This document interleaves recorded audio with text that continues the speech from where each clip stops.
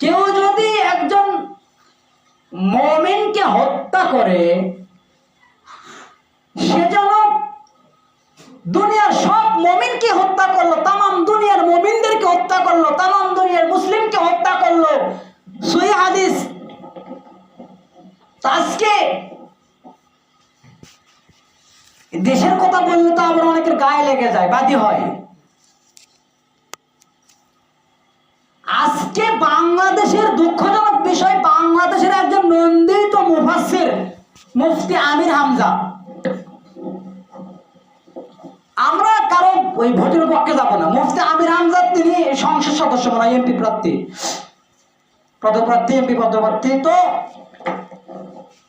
এই মুফতি আমির হামজা জননেত নন্দিত মুফাসসির, একজন মুফাসসিরে কোরআন, যার কোরআনুল কারীমের তাফসীরের কোনো তুলনাই হয় না। একটা কোরআনের আয়াত দিয়ে তিনি অসংখ্য আয়াতের ব্যাখ্যা বিশ্লেষণ করে করে মানুষকে বোঝায়। আজকে সেই বাংলাদেশের নন্দিত মুফাসসিরে কোরআন মুফতি আমির হামজা, যিনি আল্লামা সায়েদীর জায়গাকে দখল করে নিয়েছেন। আল্লামা সায়েদী যেভাবে তাফসীর করে, মুফতি আমির হামজা ওইভাবে তাফসীর করে করে মানুষকে বোঝায়। তো সেই রকম একজন নন্দিত মুফাসসির কোরআনকে হত্যা করার হুমকি দেওয়া হয়েছে। এখন বলবেন হুজুর, এটা আপনার বলার দরকার কি আছে? এই বিষয়ে যদি আপনি না জানেন, না অবগত হন, আপনি একজন মুমিন, আমি একজন মুমিন, আমির হামজা একজন মুমিন। আমির হামজা তো আর কাফের মুশরিক না, আপনার আমার মুমিন ভাই। তো একজন মুমিনের জন্য আপনার হৃদয় যদি না কাঁদে, আপনার হৃদয়ে যদি আপনার একজন মুমিনের জন্য দয়া না হয়, একজন মুমিনের জন্য কথা না বলতে পারেন, তাহলে আপনি কিসের মুমিন? আল্লাহ নবী বলেছেন, সিবাবুল মুসলিমু ফুসুকুম ওয়া কিতালুহু কুফর। আল্লাহ বলেন, একজন মুসলিমকে গালি দেওয়া ফাসিকি, আর একজন মুমিনকে হত্যা করা কুফরি। আরেক হাদিসে বলেছেন যে মান সালিমাল মুসলিমুনা মিন লিসানি ওয়া ইয়াদিহি। খাঁটি মুসলমান তো ওই ব্যক্তি যার হাত এবং মুখ হইতে অপর মুসলমান নিরাপত্তা পায় বা শান্তি পায়। তো আজকে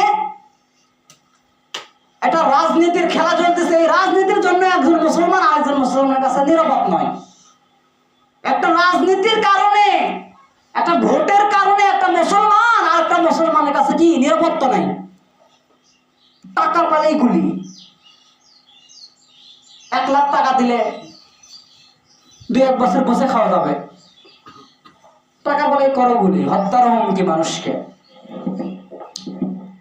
তো একজন মুমিনকে যদি কেউ হত্যা করে, সে যেন তামাম দুনিয়ার মুমিনকে হত্যা করে দিল। তাকে হুমকি দেওয়ার কারণ কি? এর আগে তিনি ওই কোকোর নামের শব্দ, নামের অর্থ কি এটা বলছে। কোকো শব্দের অর্থ কি হয়?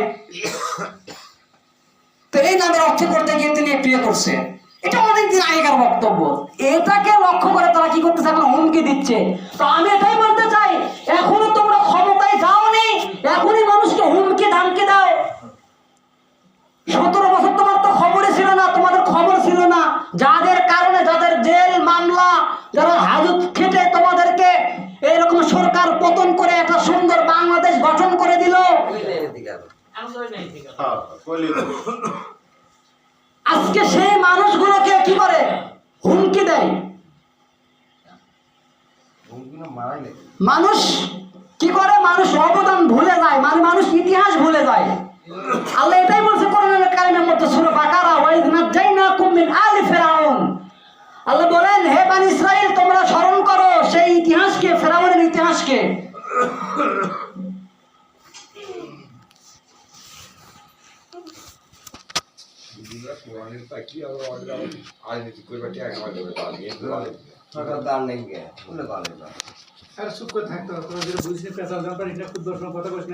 বিষয় হলো, যদি মনে করেন যে হুজুররা কেন সরকার হবে বা হুজুররা ওগুলো কেন করবে, তাহলে আল্লাহ নবী কেন করলো? তাহলে সবচেয়ে ভুল করতে মুহাম্মদ সাল্লাল্লাহু আলাইহি ওয়াসাল্লাম। তাহলে ওই মৃত্যুবরণ করার সময় বলেন ওই বিসমিল্লাহি জিয়া সাহেব, বিসমিল্লাহি শেখ মুজিবুর বলে মাটি দিয়ে, ভালো হবে না? মুহাম্মদের নাম বলার দরকার কি আছে? মুহাম্মদ তো বিশ্ব নেতা, তো মুহাম্মদের নাম বলার দরকার কি আছে? মরার সময় মুহাম্মদের নাম বলেন না, মুহাম্মদ তো বিশ্ব নেতা।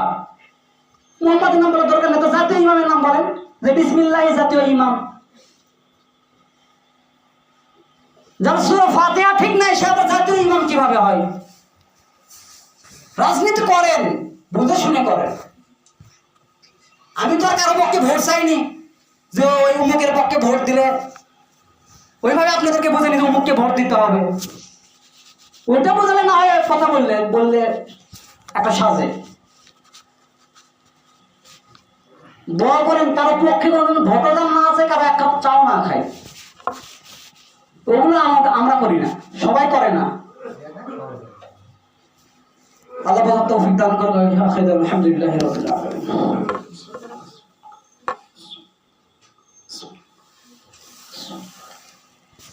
আলহামদুলিল্লাহি ওয়াহদাহু ওয়াসসালাতু ওয়াসসালামু আলা মান লা নাবিয়্যা বা'দাহু। আউযু বিল্লাহি মিনাশ শাইতানির রাজীম। বিসমিল্লাহির রহমানির রহিম। ইন্নাল্লাহা ওয়া মালাইকাতাহু ইউসাল্লুনা আলান নবী ইয়া আইয়ুহাল্লাযীনা আমানু সাল্লু আলাইহি ওয়া সাল্লিমু তাসলিমা।